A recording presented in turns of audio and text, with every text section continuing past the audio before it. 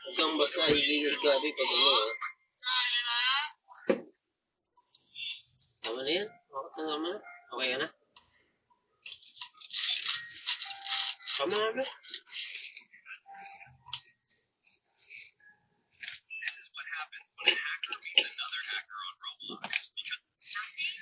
Tama na.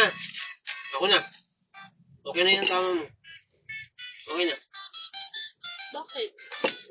Bakit? Ako mahihirapan sa'yo eh.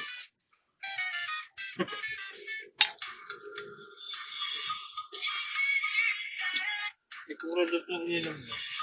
Lalo na kung si Dos marunong gusto. Baka gumapang na yan.